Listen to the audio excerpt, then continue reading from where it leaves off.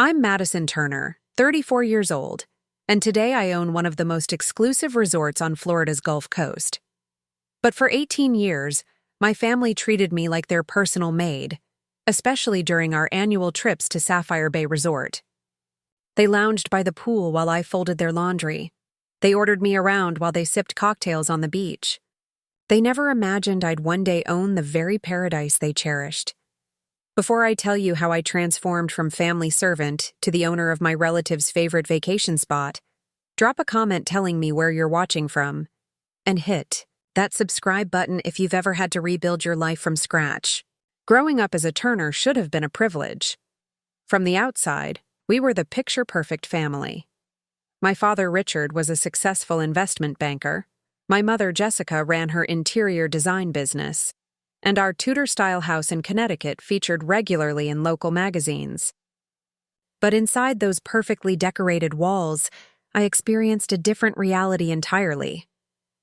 The family dynamic was permanently skewed from the moment I was born. My half-siblings, Trevor and Cassandra, were my father's children from his first marriage. They were 8 and 6 years older than me, and from the beginning it was clear they were the priority.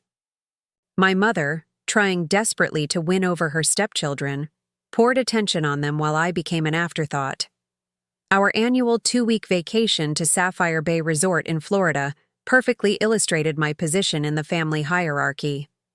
The resort was the epitome of luxury with its private beach, multiple pools, gourmet restaurants, and endless activities. For most families, it would be a time for bonding and creating memories. For me, it was a concentrated version of my everyday life as a family servant. I was 8 years old during one particularly memorable trip. We'd had dinner at the resort's seafood restaurant, and as everyone finished their meals, my mother casually turned to me. "Madison, clean up all these napkins and make sure everything's tidy before we leave." While Trevor and Cassandra ran off to the resort's game room, I stayed behind, gathering everyone's trash and wiping down the table with napkins. A waitress approached, looking confused. "Sweetie, you don't need to do that. That's my job," she said kindly. My mother laughed it off. "Oh, she likes to help. Keeps her busy." I didn't like to help. I was a child who wanted to play in the game room too. But I'd already learned that expressing this would lead to being labeled difficult or ungrateful. When I was 10, the family forgot me at the resort for nearly 4 hours. They'd scheduled a private boat tour and somehow left without me. I waited in the lobby, increasingly panicked, until a staff member found me crying behind a potted palm. They called my parents, who were already out on the water. "Madison knows she was supposed to meet us at the dock," my father explained over the phone, though no one had told me about any dock meeting. "Just have her wait in the room until we get back." That was the day I met Maria, a housekeeper who found me waiting outside our suite because I didn't have a key card. Instead of simply letting me in, she took me to the staff break room, shared her lunch with me, and showed me how to fold towels into animal shapes to pass the time. "You have kind hands," she told me.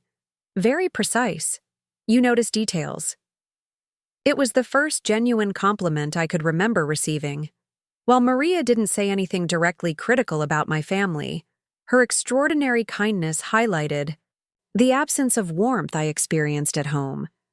As I entered my early teens, my responsibilities increased. I became the family packer, expected to organize everyone's suitcases for the trip. I kept track of schedules, reminded my parents of dinner, reservations, and made sure Trevor and Cassandra had everything they needed for their activities. "Madison's just naturally organized," my mother would tell her friends. "She loves taking care of these things." What looked like organizational skills was actually survival strategy. If I didn't pack Trevor's tennis clothes, he'd have a tantrum. If Cassandra didn't have her specific brand of sunscreen, she'd complain for hours. If I forgot a dinner reservation, my father would give me the cold, disappointed silence that was worse than yelling. Maria became my window into how the resort operated. During our trips, I'd find excuses to help her, and in return, she'd explain. the inner workings of Sapphire Bay. I learned about occupancy rates, seasonal staffing, the importance of customer experience, and the complex logistics behind making luxury seem effortless. "This place runs on details," she told me. "Most guests never notice them, but they'd certainly notice if they were missing." I began to see the resort through new eyes, fascinated by the business behind the beauty. While my family saw only the amenities, I became interested in what made them possible. The summer I was 15, I watched from our suite balcony as Trevor and Cassandra jet-skied across the bay. My mother had asked me to reorganize her toiletries and steam her dresses for dinner. As I worked, I could hear the distant sound of their laughter carrying across the water. I pressed my hand against the window, feeling both inside and outside, my family at the same time, a witness to their joy but never a participant. By 18, I'd become expert at navigating my family's expectations while carving out small spaces of independence. I graduated high school with a 4.0 GPA, earning academic distinctions that my parents acknowledged with minimal enthusiasm.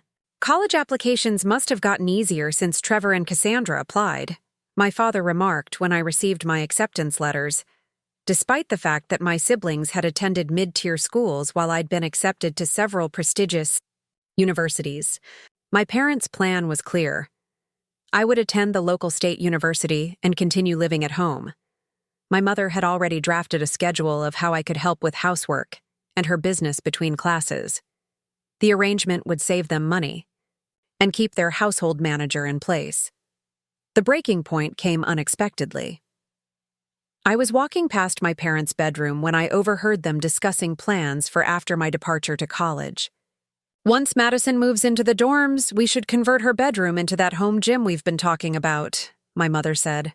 "The equipment would fit perfectly, and it's not like she needs the space anymore." "Good idea," my father agreed. "We can start ordering the equipment next month. She'll still come home for breaks to help out, but she can use the guest room when she does." I stood frozen in the hallway, a cold realization washing over me. My place in this family was so tenuous that my personal space would be erased the moment I stepped away from my role as their helper. They weren't just planning to remodel my room. They were planning to remodel me out of the family entirely. That night, I made a decision that would change everything. I'd already secretly applied for scholarships at universities far from Connecticut, keeping a separate email account my parents didn't know about. Now, I committed fully to breaking away. When the acceptance letter from a business school in California arrived with a substantial financial aid package, I knew it was my chance. I announced my decision at dinner, placing the letter on the table. "I've decided to accept this offer. I'm moving to California in August." The stunned silence was broken by Trevor's laughter. "California? What are you going to do there? Be someone else's maid?" Cassandra joined in. "You know you'll be back in a month when you realize you can't actually take care of yourself." My mother's reaction was predictably focused on herself. "But what about helping me with the design business? I was counting on you this fall." My father, ever practical, immediately turned to finances. "I'll help with tuition, but there will be conditions. You'll need to major in something practical, come home regularly, and maintain a certain GPA." In that moment, I recognized the strings that had always been attached to anything my family offered. "No thank you," I replied. "I've received scholarships. I'll be financing the rest myself." The concept of me declining their conditional support seemed incomprehensible to them. Their confusion quickly turned to dismissiveness. "This is just a phase," my mother told relatives. "She's trying to prove something, but she'll realize family is family." I left home in August with 2 suitcases and a backpack. No one drove me to the airport. Instead, I called a taxi and looked back at the house one final time, feeling both terrified and strangely liberated. My first holiday season alone was the hardest. While classmates flew home for Thanksgiving, I picked up extra shifts at the coffee shop where I worked. My boss, noticing I had nowhere to go, invited me to her family dinner. an act of kindness from a virtual stranger that highlighted the absence of care from my actual relatives. My mother called on Christmas Day. "We're all at Aunt Patricia's. Everyone's asking about you. It's not too late to book a flight home," she said, as though my absence was a simple scheduling error rather than a deliberate choice. "I'm working tomorrow," I replied, which was true. I'd taken every available holiday shift, partly for the extra money and partly to fill the empty hours. "Still playing at being independent?" Trevor called out in the background. After hanging up, I sat in my tiny studio apartment and made a promise to myself. I would never again be in a position where I needed to depend on my family. Their conditional love and support had shaped my childhood, but it would not determine my future. That night, alone with a microwave dinner, I sketched out a 5-year plan for financial independence that I taped to my refrigerator door. It became my roadmap for the years ahead. College presented challenges I hadn't anticipated. While academics came naturally, balancing classes with multiple jobs stretched me thin. I worked morning shifts at a coffee shop, evening hours at the university library, and weekend gigs doing data entry for a local real estate office. Every dollar I earned went toward tuition, rent, or my growing emergency fund. The pivotal moment in my academic career came during my sophomore year when Professor Diana Walker noticed me falling asleep in her real estate finance class. "Ms. Turner," she said after class, "I noticed you nodding off today. That's not like you." I apologized and explained I'd worked a double shift at the coffee shop the previous day. Instead of reprimanding me, she asked, "Have you considered focusing your energies more strategically? You're one of my most promising students." Professor Walker became the mentor I'd never had. She recognized my natural aptitude for understanding market trends and property valuation. Under her guidance, I shifted my focus to real estate investment, an area where my attention to detail and organizational skills became valuable assets rather than tools for servitude. "You have an unusual perspective," she told me. "Most students see only the glamorous side of real estate. You see the operational mechanics that make properties successful." The summer before junior year, Professor Walker recommended me for an internship at Blackridge Properties, a boutique real estate investment firm. I spent those months absorbing everything I could about the business, staying late to study contracts and property assessments after my official hours ended. Marcus Blackridge, the firm's founder, found me one evening scrutinizing a property prospectus at 9 p.m. "Most interns are at happy hour right now," he observed. "I've never been most people," I replied. With my first real paycheck from the internship, I made a bold move. I used my savings as a down payment on a foreclosed studio condo in an up-and-coming neighborhood. The property was a disaster: water damage, outdated wiring, and cabinets that likely dated back to the 1970s. But the building was structurally sound, and the location had potential. Every weekend for the next year, I worked on renovating that small space. I learned to replace drywall, refinish cabinets, and install new fixtures. I scoured clearance sections and estate sales for affordable materials. By the time I graduated, the property's value had increased by 40%.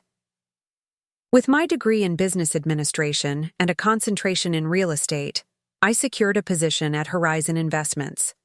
I sold my renovated condo and used the profits to invest in a small duplex, living in one unit while renting out the other.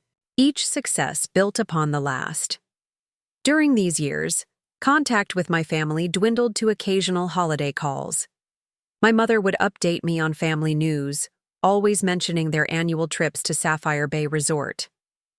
"The service isn't what it used to be," she complained during one call. "And they've raised their prices again, but your father insists we keep the tradition." I listened without commenting, the resort taking on a mythical quality in my mind, a symbol of both my exclusion and my determination to succeed. By 26, I had developed a reputation at Horizon for identifying struggling properties with untapped potential. My approach wasn't to flip properties quickly, but to genuinely improve them, increasing both their value and usefulness. When a historic apartment building came on the market, I convinced the company to purchase and renovate it rather than demolishing it for new construction. The project's success led to my promotion to senior investment manager. While my colleagues focused on luxury developments, I found my niche in properties others overlooked, the unloved spaces with good bones and forgotten potential, perhaps because I recognized something of myself in them. Throughout these years, I was also building something I'd never had before, a chosen family.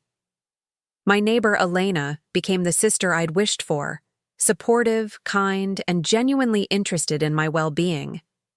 My college roommate Jackson and his husband invited me to their weekly dinner parties. Professor Walker remained a steadfast mentor and friend. When I turned 28, I took the biggest risk of my career. I left Horizon Investments to start my own company, Turner Capital Investments. My business model focused on the revitalization of underperforming commercial properties in emerging markets. The risks were enormous, but so was the potential reward. My first independent project, converting an abandoned warehouse into mixed-use retail and office space, nearly broke me. Construction delays, permit issues, and unexpected structural problems consumed my days and kept me awake at night. The day we finally secured our anchor tenant, I sat alone in the empty space and cried from sheer relief and pride. That project became the foundation of my growing company. As my success increased, I occasionally wondered if my family knew or cared about what I'd built. But I had stopped seeking their approval years ago, focusing instead on the validation that came from creating something meaningful on my own terms. At 30, I stood at the helm of Turner Capital Investments, a respected mid-sized firm with a growing portfolio of successfully revitalized properties across 3 states. My team had expanded to 15 people, all selected for their talent, work ethic, and genuine passion for thoughtful development. Our office occupied the top floor of the first building I'd renovated independently, a daily reminder of how far I'd come. The call from my mother came on an ordinary Tuesday afternoon. I almost didn't answer, accustomed to our brief, obligatory holiday exchanges. Something made me pick up. Madison. Her voice sounded different, strained, and hesitant. I need to ask you something. She explained that my father had experienced health problems. Nothing life-threatening, but the medical bills had been substantial. Additionally, Cassandra was planning an elaborate wedding, and the family finances were stretched thin. "We've never asked you for anything," she said, a statement so fundamentally untrue that I almost laughed. "But we could use some help right now, just a loan until things stabilize." The request was surprising, not because they needed money, but because they were acknowledging my financial success enough to ask for it. After years of minimizing my achievements, they were finally recognizing that I had something they needed. "I'll need to see the medical bills," I replied, professional rather than emotional. "And I'll have my accountant set up a proper loan agreement." 2 weeks later, I flew back to Connecticut for the first time in nearly 8 years. The house looked smaller than I remembered, the Tudor style that had once seemed so impressive now appearing dated and overly ornate. My mother greeted me with an awkward hug, my father with a formal handshake. "You look professional," my mother said, taking in my tailored suit and the subtle gold jewelry that was my one concession to luxury. "Business must be doing well," my father added, his tone suggesting that my success was some kind of fortunate accident rather than the result of years of deliberate work. During that 3-day visit, it became painfully clear that despite the years that had passed, my family's perception of me hadn't evolved. When I offered advice on restructuring their mortgage to improve their financial situation, my father dismissed it without consideration. When I mentioned a potential investment opportunity that could help fund Cassandra's wedding, my mother changed the subject. Most revealing was the discovery I made while passing my old bedroom, now, indeed, converted to a home gym as planned. Curious about what had happened to my childhood possessions, I asked my mother. "Oh, we donated most of it," she replied casually. "We kept the important things in a box somewhere." That somewhere turned out to be the garage, where I found a single small carton containing a few school awards and photos, my journals, art projects, and the shell collection from my first independent trip to the beach, all gone. My history had been condensed to fit whatever space was convenient for them to allocate. That evening, I overheard Trevor and Cassandra talking in the kitchen, unaware of my presence in the hallway. "Do you think she's really as successful as she claims?" Trevor asked. I looked up her company online, but it's hard to tell if it's actually profitable or just good marketing. "Who knows?" Cassandra replied. "But she's obviously doing well enough to help with the wedding, so I'm not complaining. Though I still can't imagine Madison running a real business. Remember how she used to follow Mom around with that little notebook, writing down all her instructions?" Their laughter felt like ice water in my veins. After all these years, they still saw me as the family servant, not as someone who had built something significant. The final breaking point came during dinner on my last night. We'd ordered takeout from an upscale local restaurant, and as everyone finished eating, my mother stood up. "Madison, could you clear the table and serve dessert? You've always been so good at that sort of thing." She held out an apron that had been hanging in the kitchen. The room went silent as I stared at the offered apron. In that moment, I saw with perfect clarity that nothing had changed or would ever change. I would always be the family maid, regardless of what I achieved outside these walls. "No," I said, simply standing up. "I'm not your housekeeper. I never was, though you all treated me like one. I'm leaving now." I packed my bag and called a car service, ignoring their confused protests. As I drove away from the house, the radio in the car played a local news segment about businesses in the region. And in Florida news, the iconic Sapphire Bay Resort is facing bankruptcy after years of mismanagement. The property, once the crown jewel of Gulf Coast luxury, is expected to be sold at auction next month unless investors can be found. It was as if the universe had placed the perfect opportunity directly in my path. The resort that had been the backdrop for my childhood servitude was now available for purchase. The symbolism was too perfect to ignore. I pulled out my phone and called. "Eliza Reynolds, my business partner and closest friend. Eliza, I need you to get me everything you can on Sapphire Bay Resort in Florida. Financials, property assessments, management history, everything." "New acquisition target?" she asked.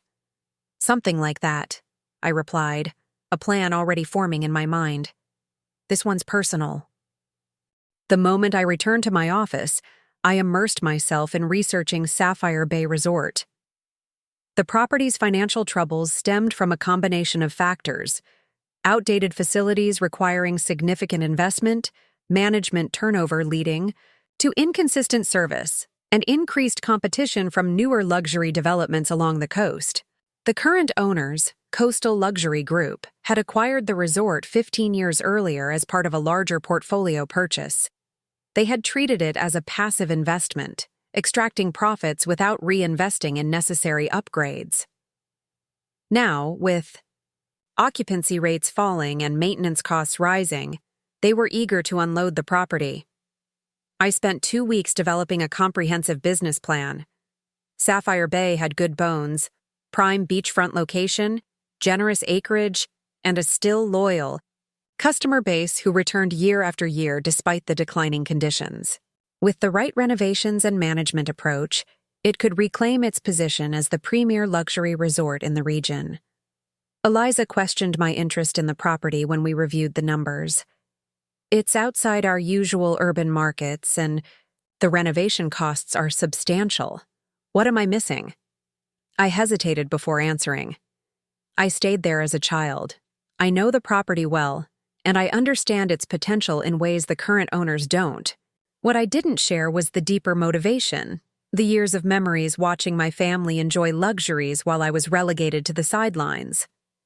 That would have seemed petty, unprofessional.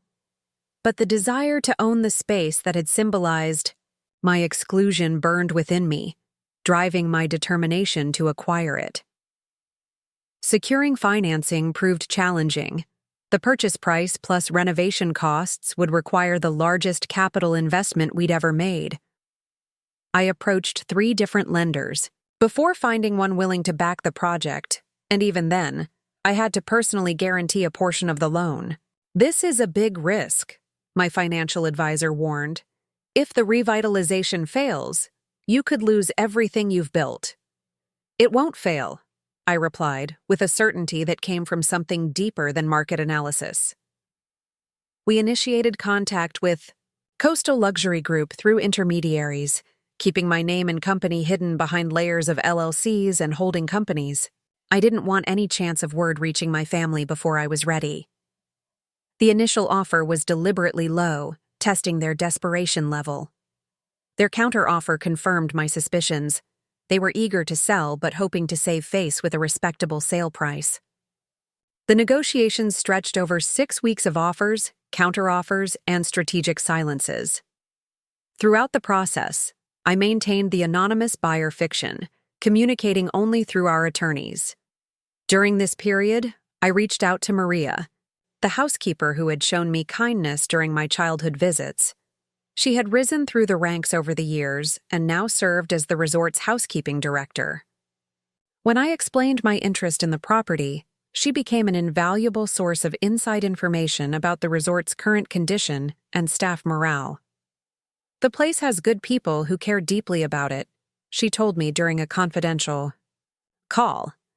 "But they've been working with limited resources for years. They feel abandoned by the owners." Her insights helped me refine my revitalization plan to address not just the physical property, but also the human elements that would be crucial to its success. As we neared agreement on the purchase terms, complications arose. An environmental assessment revealed potential issues with the seawall protecting part of the property. The estimated repair costs were substantial, giving Coastal Luxury Group a reason to attempt renegotiation of the price. Simultaneously, word of the potential sale had leaked to other investors. A competing offer emerged from a large hotel chain, looking to rebrand the property under their flag, stripping away its unique identity in favor of corporate standardization. The pressure to increase our offer or risk losing the property created moments of doubt. During a late-night strategy session, I questioned whether I was allowing emotional motivation to cloud my business judgment. "Are we overpaying because of my personal connection to this place?" I asked Eliza. She studied the projections we'd developed. "The numbers still work, even with the seawall repairs factored in. If you believe in the vision for this property, we should proceed." After intense final negotiations, we reached an agreement 3 days before my family's annual reservation was set to begin. The timing couldn't have been more perfect. The purchase would close immediately, with my company taking control of operations before their arrival. The day I signed the final documents, I stood alone in the resort's grand lobby, looking out at the Gulf waters beyond. The space was tired, showing its age in worn carpeting and outdated fixtures, but I could see what it could become.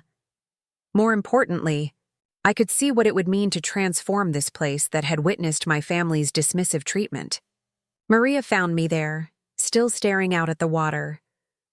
"Welcome home, Ms. Turner," she said warmly. "Or should I say, welcome home, boss." For the first time since beginning this venture, I allowed myself to feel the full weight of what I had accomplished. I was no longer the forgotten child relegated to the sidelines of family vacations. I was the owner of Sapphire Bay Resort, and everything was about to change. The 6 months following the acquisition were a whirlwind of activity. I temporarily relocated to Florida, living in one of the resort's beachfront suites while overseeing the first phase of renovations. With a substantial budget and an aggressive timeline, we focused on transforming the most visible areas before my family's annual visit. The lobby underwent a complete redesign, transitioning from dated tropical motifs to elegant coastal luxury with a subtle palette of blues, whites, and warm woods that reflected the natural beauty outside. The main restaurant was gutted and reimagined as a sophisticated farm-to-table concept featuring locally sourced seafood and produce. The pool areas received new loungers, cabanas, and landscaping that created intimate conversation spaces while maintaining the sweeping ocean views. Throughout the renovation process, I paid special attention to the presidential suite, the accommodation my family booked every year. I personally selected every element, from the marble in the bathrooms to the artwork on the walls.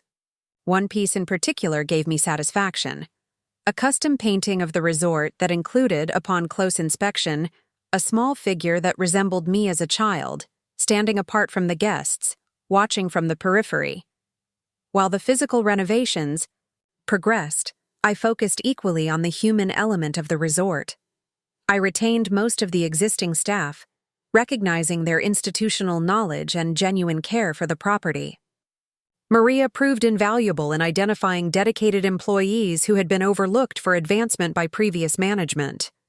We implemented a new compensation structure that included profit sharing and created clear paths for career development. "You're building something special here," Maria observed one evening as we walked the property, reviewing the day's progress. "Not just a beautiful resort, but a place where people are valued." "That's the point," I replied. "Luxury isn't just about expensive furnishings. It's about feeling seen and appreciated." As my family's arrival date approached, I finalized the details of my plan. The staff was briefed that the new owner would be making a special appearance during this particular week, but only a handful of key personnel knew my true identity or connection to the Turner family. I chose not to be present for their check-in, instead watching remotely through the security system I had upgraded. My mother, father, Trevor, and Cassandra arrived with their usual air of entitled expectation, but their expressions shifted to surprise as they entered the transformed lobby. "This place looks completely different," my mother remarked to the front desk manager. "When did all this happen?" "We've undergone extensive renovations under our new ownership," he replied, following the script we had prepared. "The presidential suite has been completely redesigned as well. I think you'll find the changes quite impressive." Their reaction to the suite was captured by the discreet camera in the hallway. Genuine shock as they took in the sophisticated space that bore little resemblance to their familiar accommodations. My father immediately went to the bar cart, examining the premium spirits that had been selected based on his known preferences. "Someone's certainly invested a lot in this place," he commented, pouring himself a generous measure of scotch. For the first 24 hours, I remained invisible, monitoring their activities from afar. They dined in the new restaurant, spent time at the pool, and took advantage of the spa services. My siblings posted numerous photos on social media, tagging the resort and commenting on the surprising upgrades. I timed my revelation carefully, choosing the resort's weekly manager's reception where guests mingled with staff over cocktails and canapés. I selected my wardrobe with precision: a simple but impeccably tailored white dress, subtle jewelry, and the quiet confidence that comes from being completely in control of a situation. The moment I entered the oceanfront terrace where the reception was being held, I saw my family gathered near the champagne station. My mother was the first to notice me, her glass freezing halfway to her lips. She nudged my father, whose eyes widened in recognition. Trevor and Cassandra, following their gaze, turned to stare as I approached. "Welcome to Sapphire Bay," I said pleasantly. "I hope you're enjoying your stay." "Madison," my mother managed, her voice unnaturally high. "What a surprise. We had no idea you would be here." "I'm always here now," I replied. "I own the place." The silence that followed was broken only by the sound of ambient conversation and the gentle crash of waves on the beach below. My father recovered first, a forced smile appearing on his face. "You own the resort? The whole resort? Since when?" "Since 6 months ago. I've been overseeing the renovations personally. I'm particularly proud of the presidential suite." I designed it myself, knowing you'd be staying there." The implications of my statement sank in slowly, their expressions cycling through confusion, disbelief, and the dawning realization that their annual vacation now took place on property I controlled. "This is quite an achievement," my father said finally, businessman enough to recognize the scale of what I had accomplished. Trevor attempted to regain footing through familiarity. "Always the overachiever, huh, Maddie? But owning a whole resort? That's extreme even for you." "It's Madison," I corrected calmly, "and it's just business. A good investment opportunity presented itself." I invited them to join me for dinner that evening at the private dining room adjacent to the main restaurant. The meal was exquisitely awkward, my family alternating between uncomfortable silence and overly enthusiastic praise of the renovations. They peppered me with questions about the purchase and my company, information they could have known years earlier had they shown any genuine interest in my life. "Your business must be doing very well," my mother ventured, glancing around at the elegant space. "You never really told us." "You never really asked," I replied simply. As dessert was served, I watched them trying to process the new dynamic between us. I was no longer the family servant, but the owner of the luxury they had come to expect. Their vacation now continued at my discretion, in spaces I controlled, served by staff who reported to me. For the first time in my life, I saw uncertainty in their eyes when they looked at me. The power imbalance that had defined our relationship for decades had shifted completely, and none of us was entirely sure what would come next. The satisfaction I'd anticipated from revealing my ownership of Sapphire Bay to my family proved surprisingly hollow. In the days following our awkward dinner, I found myself increasingly restless, the triumph I'd expected giving way to a vague emptiness. I had achieved the ultimate reversal of our power dynamic, yet it brought none of the closure I'd sought. One evening, I found Maria arranging flowers in the lobby, her skilled hands creating an arrangement that perfectly complemented the space. "You don't seem as happy as you should be," she observed with the directness that had always characterized our relationship. "Isn't this what you wanted?" "I thought it was," I admitted. "I wanted them to see me differently, to recognize what I've accomplished." Maria considered this as she positioned a final stem. "And now that they have?" "It doesn't change the past. It doesn't erase what happened." She turned to face me fully. "Nothing erases the past, Madison. The question is whether you want to stay there or create something different for the future." Her words stayed with me through a sleepless night. I had spent years building my success partly as a response to my family's treatment, using their dismissal as fuel for my ambition. Now that I had achieved unquestionable success, what would drive me forward? More importantly, what kind of person did I want to be? One defined by old wounds or one who could move beyond them? The next morning, I made a decision. I sent messages to my parents and siblings, inviting them to meet me in the resort's boardroom. The space, with its wall of windows overlooking the Gulf, had been designed for important business discussions. This qualified. They arrived together, looking apprehensive. I gestured for them to take seats around the polished conference table where I had placed bottles of water and notepads at each place, creating a formal atmosphere. "I didn't buy this resort on a whim," I began without preamble. "I bought it because of what it represents in our family history. This is where I learned my place in our family dynamic most clearly." My mother started to interrupt, but I held up my hand. "Please let me finish. For years, while you all enjoyed vacations here, I was treated as an afterthought at best and a servant at worst. I was the one cleaning up after meals, organizing activities I wasn't included in, and being forgotten on excursions. This resort became the symbol of my exclusion from this family."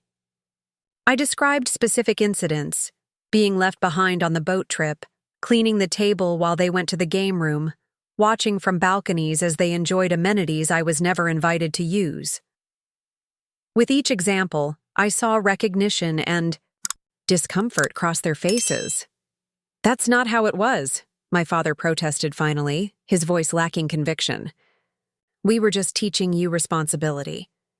"You taught Trevor and Cassandra responsibility differently," I pointed out. "They were included. I was utilized." "We never meant to make you feel that way," my mother said, tears forming. "We thought you liked helping. You were always so good at it." "I was good at it because I had no choice," I replied evenly. "I did what was expected to avoid disapproval. But I never enjoyed being treated as less important than everyone else." Trevor and Cassandra exchanged glances, a silent communication passing between them. It was Cassandra who spoke first. "I never thought about how it looked from your perspective," she admitted. "We just accepted the way Mom and Dad structured things. That doesn't make it right, but we were kids too, following their lead." "And as adults?" I asked. "What about all the years since, when you continued to treat me as someone who existed to serve rather than as an equal?" The conversation that followed was difficult, with defensive reactions gradually giving way to reluctant acknowledgement. My father struggled the most to accept his role, falling back on justifications about teaching values and preparing me for the real world. My mother alternated between tearful apologies and attempts to reframe the past in a more favorable light. "I don't expect a perfect reconciliation today," I told them as our discussion wound down. "What I want is acknowledgement of the reality I experienced and a commitment to different behavior moving forward. I've built a successful life without your support, but that doesn't mean I wouldn't have valued having a real family behind me." By the end of that long, emotional meeting, something had shifted. No magical transformation had occurred, but a door had opened to the possibility of a more honest relationship. My parents extended their stay by 2 days, and during that time, my father asked for a tour of the property, genuinely interested in the business aspects of the acquisition. My mother, in a moment of vulnerability, admitted she had always been intimidated by my natural capabilities, fearing I would outshine her with her stepchildren. Trevor and Cassandra, perhaps for the first time, began to see me as an individual separate from my function in the family. We had a dinner, just the three of us, where we talked about our adult lives with a tentative openness we had never before achieved. The week ended not with perfect resolution, but with the beginning of a new understanding. As they departed, my mother hugged me with uncharacteristic warmth. "I'm proud of what you've built here," she said quietly, "and I'm sorry for what we didn't see before." In the year that followed, I focused on making Sapphire Bay Resort not just a successful business venture, but a reflection of values I believed in. We implemented sustainability initiatives, partnered with local businesses, and created a work environment where every employee felt valued. The resort's occupancy rates climbed, and it began receiving recognition in travel publications for its thoughtful approach to luxury hospitality. I appointed Maria as general manager, recognizing both her decades of institutional knowledge and her natural leadership abilities. Under her day-to-day management, I was able to step back and focus on other investment opportunities while maintaining oversight of major decisions. When my family returned for their next annual vacation, the dynamic was noticeably different. Not perfect, not without awkward moments, but evolving. They booked 2 regular suites instead of the presidential, a small but significant acknowledgement that the power dynamics had changed. My father asked my opinion on a potential investment he was considering. My mother complimented the resort's design choices without trying to claim credit or suggest improvements. My own healing journey extended beyond family reconciliation. I began working with a therapist to address the deep-seated patterns that had developed from years of conditional acceptance.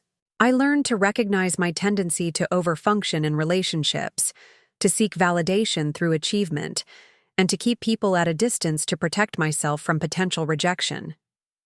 Gradually, I allowed my chosen family of friends to know more of my story, sharing vulnerabilities I had previously kept hidden. In opening myself to authentic connection, I found a sense of belonging that had eluded me throughout my childhood. Perhaps the most meaningful development was the scholarship program I established for children of Sapphire Bay employees. The program provided educational funding and mentorship, ensuring that young people with potential would have support in pursuing their dreams. The first recipient was the daughter of a housekeeper, a bright young woman interested in business who reminded me somewhat of my younger self. Looking back now, I recognize that buying Sapphire Bay wasn't really about revenge, though that motivation had fueled my initial decision. It was about reclaiming a space where I had felt powerless and transforming it into something that reflected my values. In doing so, I discovered that true success isn't measured by the approval of others, even family, but by creating something meaningful that aligns with your authentic self. The journey from family maid to resort owner taught me that while we can't change our past, we can change its meaning in our lives. The experiences that once defined my limitations became the foundation for my strengths. The exclusion I felt pushed me to create inclusive environments. The lack of recognition drove me to ensure others felt seen and valued. Have you ever had to redefine your relationship with family or transform a painful past into something empowering? Drop a comment below sharing your experience. If this story resonated with you, please hit the like button and subscribe to hear more journeys of transformation. And if you know someone who needs to be reminded of their worth beyond family validation, share this video with them. Thank you for listening to my story, and remember, your value isn't determined by how others treat you, but by the life you choose to create for yourself.